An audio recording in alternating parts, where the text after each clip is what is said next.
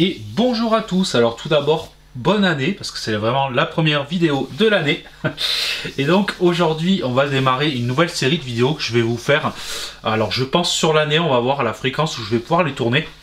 Mais ça faisait un petit moment que j'avais ça en projet, c'était vraiment de vous faire en fait alors c'est pas vraiment un tuto, on va être c'est pas vraiment du cours non plus, mais une initiation complète à l'impression 3D.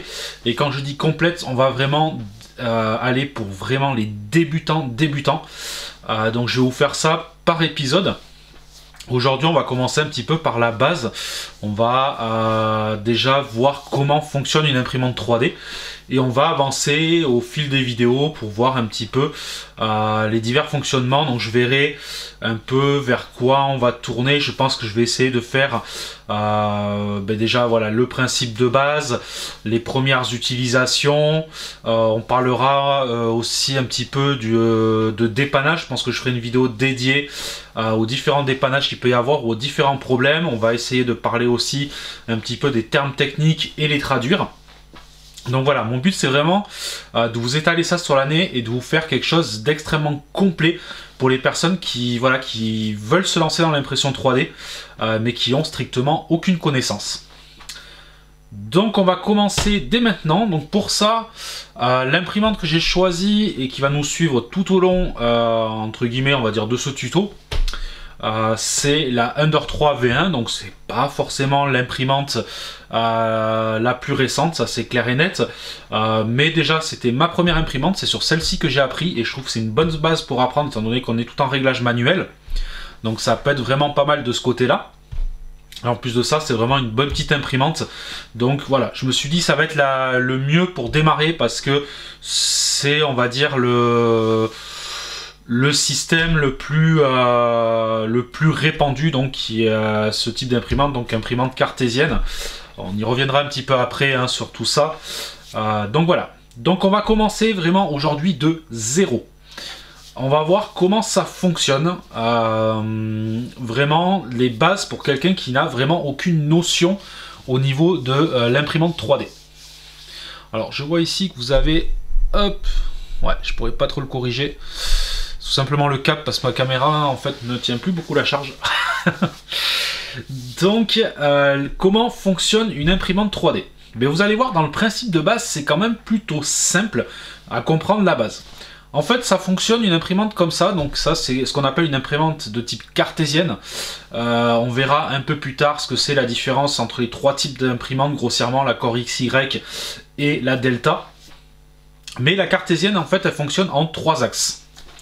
Donc les trois axes, c'est simple, il va y avoir l'axe X, l'axe Y, pardon, alors ça, je me les mélange tout le temps.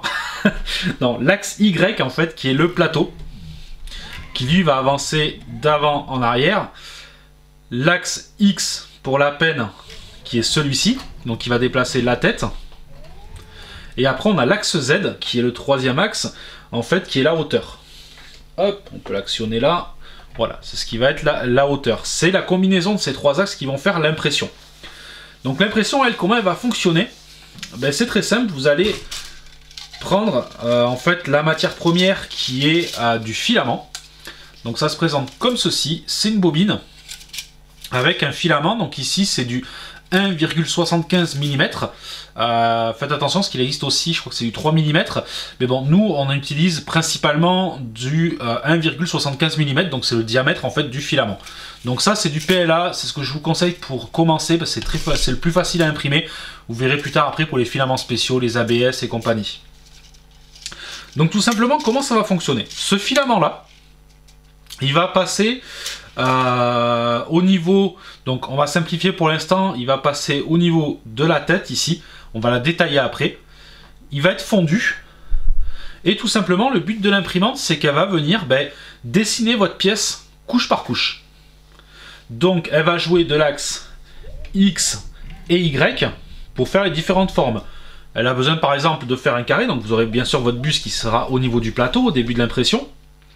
Vous allez avoir par exemple un carré à faire, l'imprimante tout simplement, elle va tracer son carré, hop, hop, hop, hop, voilà, et elle va faire ces différentes formes comme ça. Une fois qu'elle aura fini sa première couche, elle va monter un tout petit peu, elle va faire sa deuxième couche, et ainsi de suite. C'est ça qui va vous produire la pièce en 3D. Donc voilà le principe, voilà, simplifié au maximum. C'est tout simplement une machine qui va dessiner, puis après elle va monter d'un étage, elle va dessiner, elle va remonter un étage, elle va dessiner, et c'est ça qui va vous créer la pièce. Donc tout ça, comment ça va fonctionner? Donc là on va partir un peu plus dans les détails techniques. Aujourd'hui on va décortiquer un petit peu comment est faite l'imprimante. Donc ça sera, on va dire, l'objet du premier épisode, on va appeler ça comme ça. Donc on va y aller étape par étape. La première, donc, comme je vous ai dit, on a des axes. Les axes, comment ils fonctionnent? C'est plutôt simple, encore une fois. Vous avez un moteur. Donc, vous pouvez en voir un ici. Donc, ça, c'est pas celui d'un axe. Ça, on y viendra plus tard. Vous avez tout simplement un moteur et une courroie. Le moteur, là, je vais le faire tourner à la main. Hop, tire sur la courroie. Et vous fait bouger l'axe. Il en est de même pour cet axe-là, qui a la courroie ici. Et qui a le moteur derrière. Donc, vous allez avoir moteur, courroie, bien sûr, des roulements, tout ça, qui vont vous permettre de faire bouger. Ça, on verra après, parce qu'il y aura une notion de tension de courroie, il y aura une notion de réglage, par exemple sur celle-ci, des roues, donc avec des excentriques. Ça, on y viendra dans un épisode un peu dédié aux différents réglages, on fera un peu le tour des réglages. Donc voilà déjà le principe grossièrement. Ici donc on va avoir les déplacements qui vont être générés tout simplement par des moteurs, ce qu'on appelle des moteurs pas à pas, qui sont en fait capables de tourner sur en fait, comment vous expliquer ça, sur plusieurs crans, on va dire. C'est pas un moteur continu, c'est vraiment un moteur, on peut lui envoyer l'info de faire des micro tours petit à petit, enfin des micro déplacements. Ensuite, donc ça c'est pour les mouvements, on va avoir ce que je vous ai parlé ici, tout ce qui va traiter le filament. Donc sur celle-ci, ça a été un petit peu modifié. Moi je suis sur un direct drive, donc on va expliquer après la différence entre les deux. Donc ici ça va grossièrement se composer de deux éléments. Un extrudeur et en gros une tête de chauffe. L'extrudeur, lui, son but, c'est tout simplement de faire en fait, d'attraper le filament et faire circuler le filament. Donc comment c'est fichu? En fait, ici, hop, je vais zoomer. Alors tous les mouvements de caméra seront faits en live. Ceux qui découvrent ma chaîne, il n'y a pas de montage, tout est très simplifié. Hop. Voilà à quoi ressemble un extrudeur. Donc là, j'ai laissé volontairement un bout de filament dedans. Tout simplement, ici, on a une roue dentée qui va venir accrocher le filament. Et tout simplement qui va le faire circuler. C'est lui qui va permettre de guider le filament et de l'envoyer dans la tête ici. Hop, là on va revenir en arrière, et en dessous on a le système de chauffe. Donc le système de chauffe, en fait c'est un système avec une buse, c'est ça qui va vous faire sortir le filament. Donc c'est un corps de chauffe qui va chauffer, donc selon les matières, on va dire du PLA à 200 degrés, et qui va donc passer à travers une buse. Et c'est ça qui va vous faire ce petit filet. Donc après, le filet sera de filament fondu. Le diamètre dépendra de la buse que vous avez. Encore une fois, ici, si vous voulez un standard, le 0,4 mm. Donc si vous voulez deux standards déjà au niveau mesure, hop, je vais vous remettre la caméra.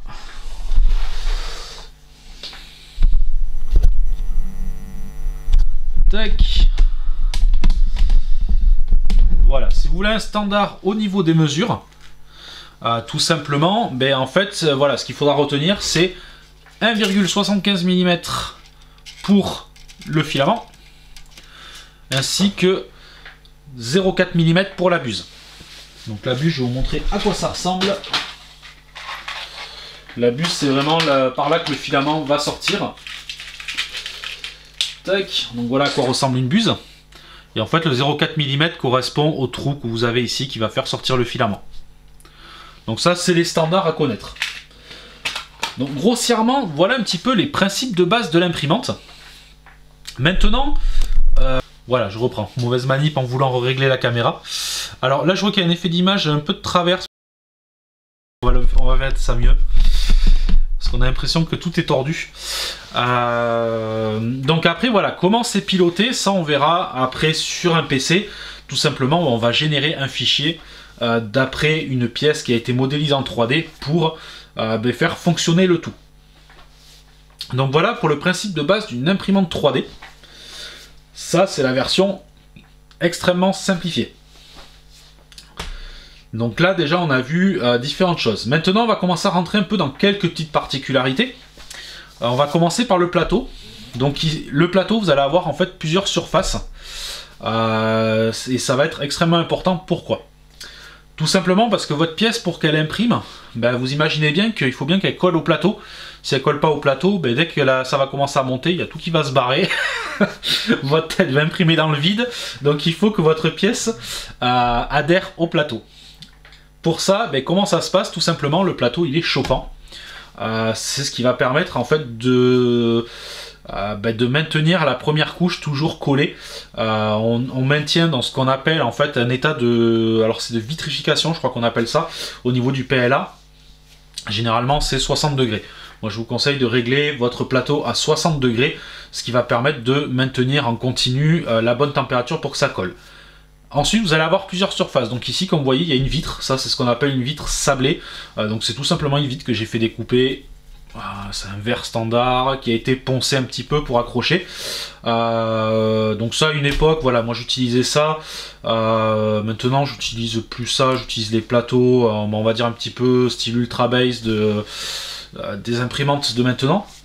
Ça avait l'avantage, c'est que moi je l'utilisais sans aucun produit, sans lac ni rien, j'arrivais à le faire coller et surtout j'avais aucun consommable, donc puis j'avais un plateau bien droit, donc c'est pour ça que celle-ci était équipée d'un verre, mais je vous déconseille pour démarrer d'avoir ce type de surface parce que c'est un petit peu contraignant, c'est un peu dur de faire coller ces pièces dessus, ça demande quelques paramétrages pour faire en sorte que ça colle sans qu'on mette de lac ou quoi que ce soit pour que ça adhère.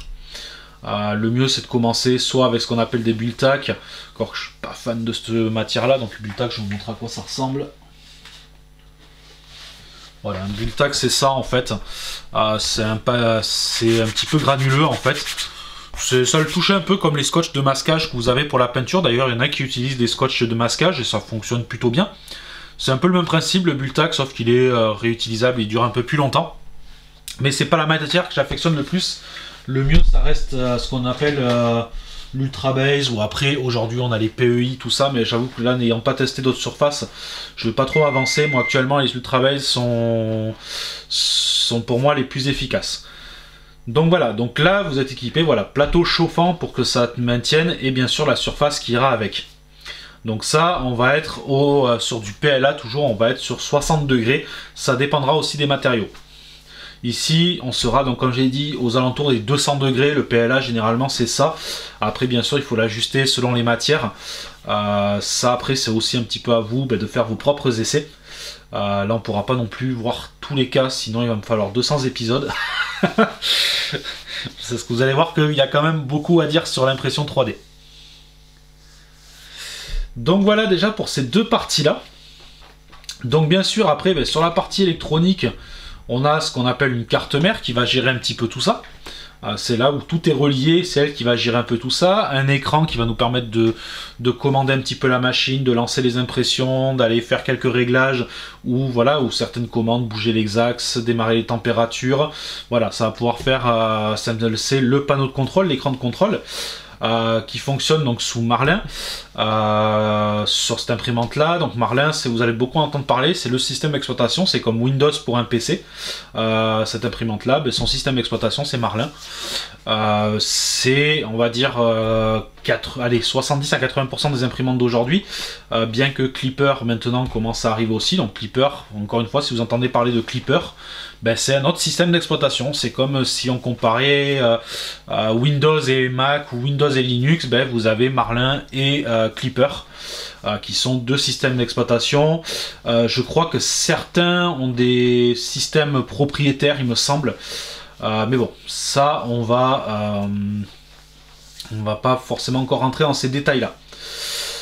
Donc, grossièrement, déjà, on fait un petit peu le tour des bases. Je pense déjà que ça pourrait être pas mal pour ce premier volet. Et sur le deuxième volet, on va commencer à regarder un petit peu plus en détail les différents éléments. Je vais essayer de ne pas faire les vidéos trop longues non plus.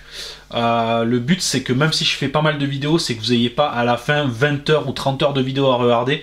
Le but c'est de condenser, de simplifier au maximum. Le reste, ça sera avec l'expérience.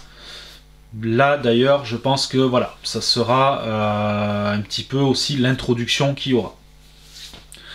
Là, on va s'arrêter là pour ce premier volet. Et on se retrouvera donc au prochain coup pour voir un petit peu plus de détails.